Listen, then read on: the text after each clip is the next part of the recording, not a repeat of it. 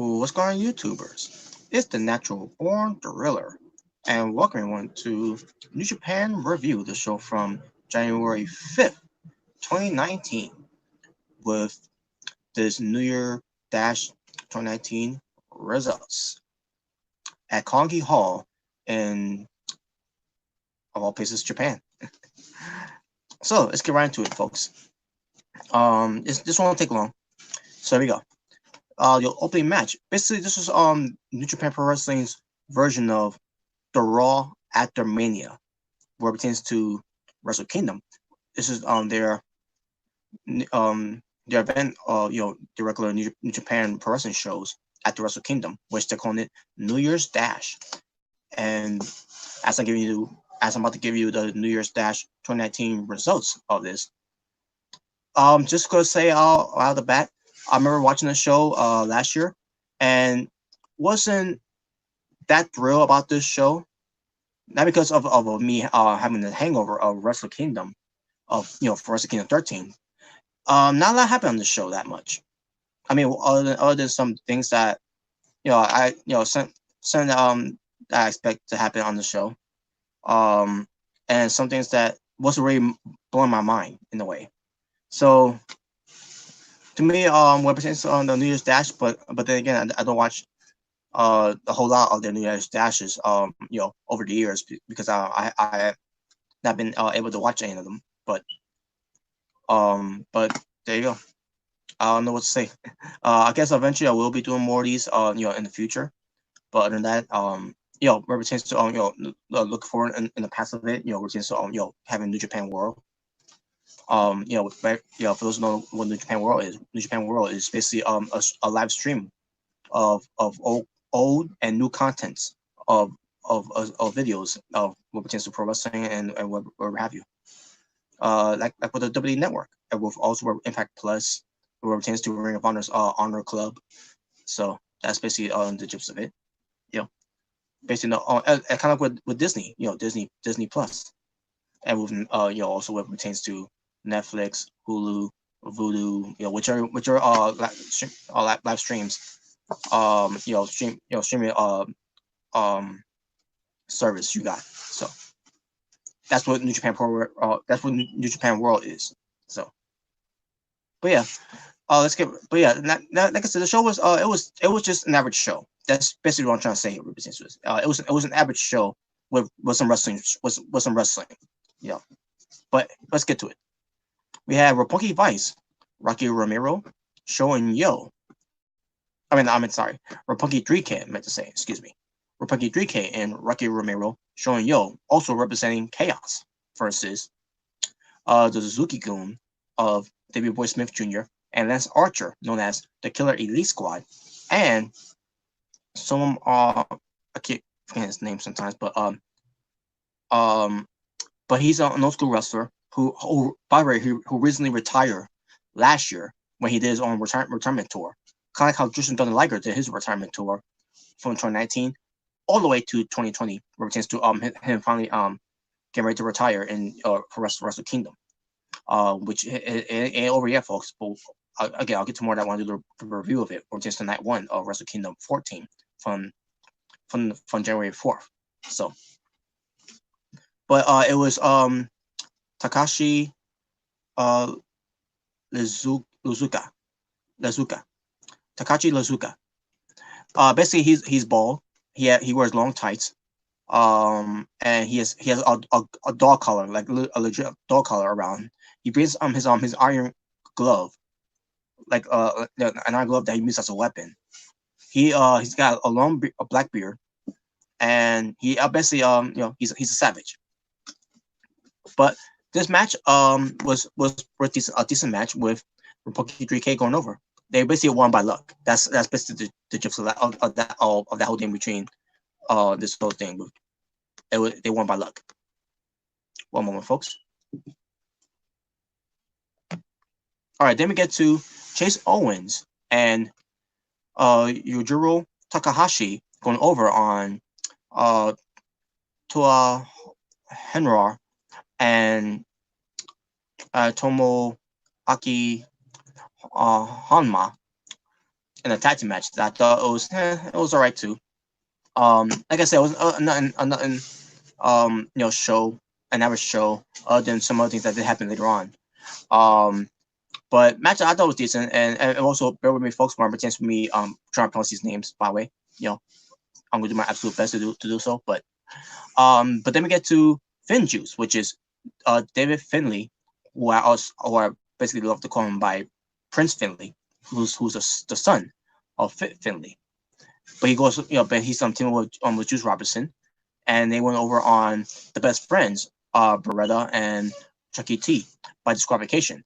Now I don't remember if it was this match particular where David Finley ends up getting injured from his shoulder, where it ends up being he ends up dislocating it, and he had to get surgery for it, and he was gone for the whole month of 2019 until he finally made his return in 2019 later on. But again, we'll get close to that one once we get to it, as the year go by of 2020.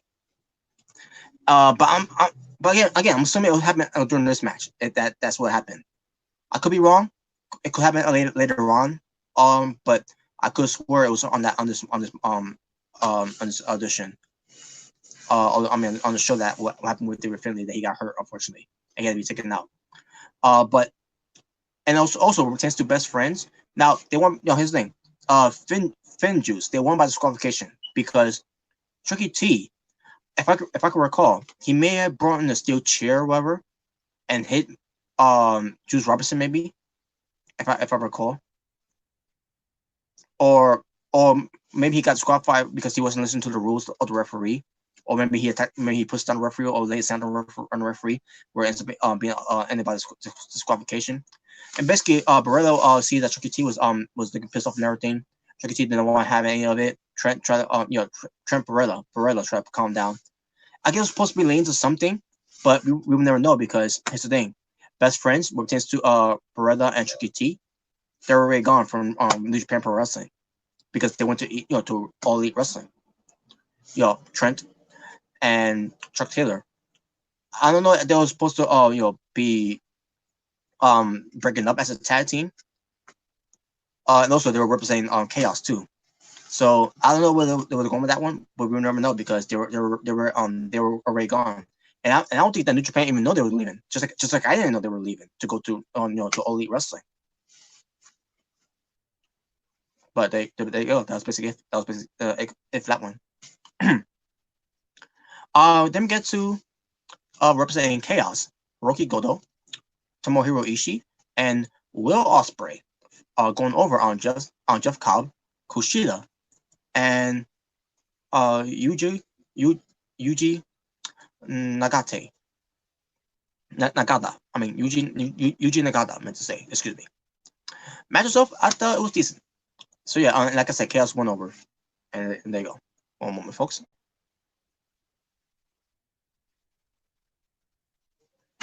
Then we get to the Never Openweight 6-man Tag Team Championship, representing Bullet Club, the reigning Never Openweight 6-man Tag Team Champions, Taiji Ishimori, Tama Tonga, and Tanga Lola went over on the Most Violent Players and Togi Makabe, Toru Yano, and Ryusuke Takahashi. Takahashi. And I was saying to myself, well, that was worth it, of them winning the gauntlet match. That, and then they end up losing the next night. Yeah, that was worth it. And here's why too. Also introduced Owens and Takahashi interfere to help Bullet Club to retain. And now, Takahashi and Owens are right back in Bullet Club after they broke up back in Fyter Fest of 2018. Now they're back together. So much for that. And that was when Tama Tonga was doing this whole thing where he's a good guy, which was the most funniest thing I ever seen in New Japan, next to Yano, of his comedy act and all that, and that's been funny too as well in New Japan. But I thought that was the most entertaining, funny things I ever seen. When it pertains to Tamatonga being the good guy of the Bullet Club, since the Bullet Club going back to the old roots of being nasty, being mean, being ruthless, being aggressive, and all that. Because let's face it, with Kenny Omega and Young Bucks being part of it, that was not the Bullet Club that we once known when Prince Devitt, along with Carl Anderson and Luke Gallows, or should I say Doc Gallows at the time, um, were potentially the OGs of Bullet Club. So, Chase Owens and Takahashi are back with Bullet Club, right back where they belong, because we're pertains to Bullet Club. Once you're on Bullet Club, you're in it for life. There you go. And that's how they do it now. Oh, that was loud. That was loud. And that's how they do it, by the way. Now they do like this. Too sweet. So I guess also on the big thing there about that was that Owens and Takahashi are back with Bullet Club. That was basically the only thing that was exciting on the show. Other than that, nothing else happened on the show that makes you might want to go back to watch it. But then we get to the Suzuki Gun. Pertains to El Desperado, Minoru Suzuki, Taichi, Yoshinobu, Yoshinobu, Kenny Kanemaru, and Zack Sabre Jr. They went over on Los Ingobernables de Japón, Bushi, Evil, Sanada, Shingo Takagi, and Tetsuya Naito. Yes, so Suzuki Gun as being Los Ingobernables de Japón, which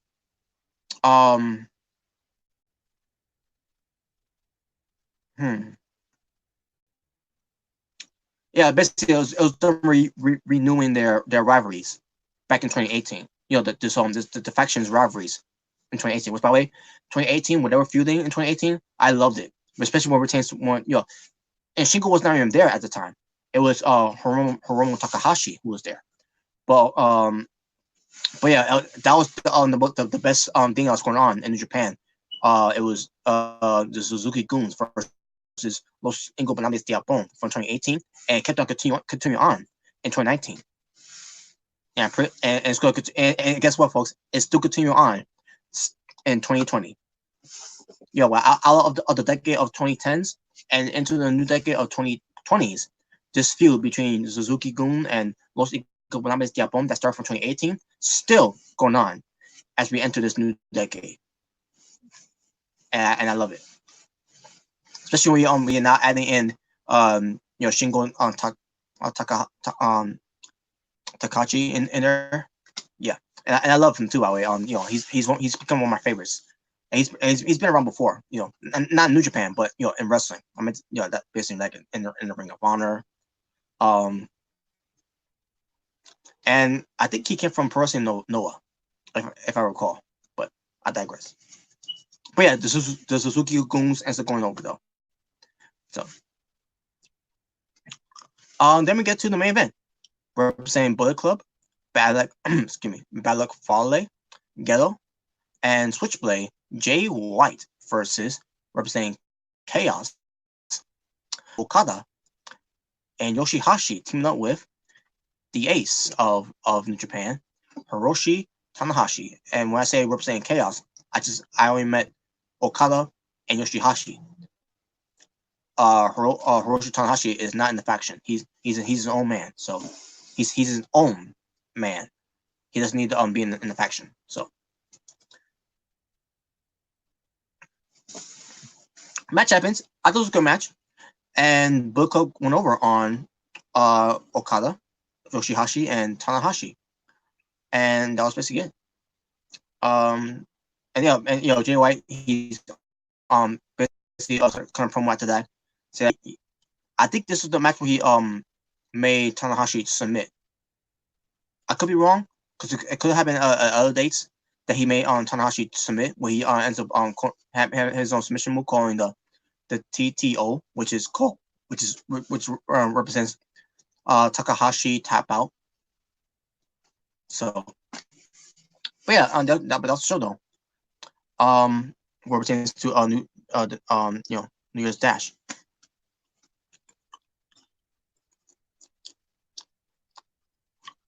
One moment, folks.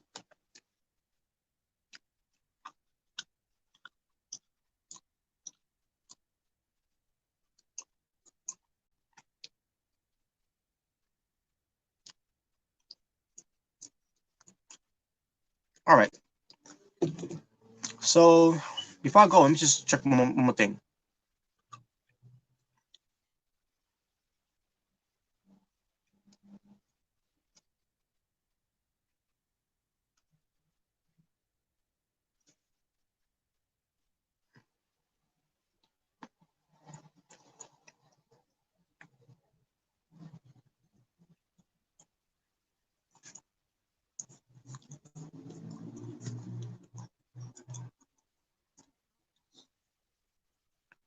Just bear with me, folks.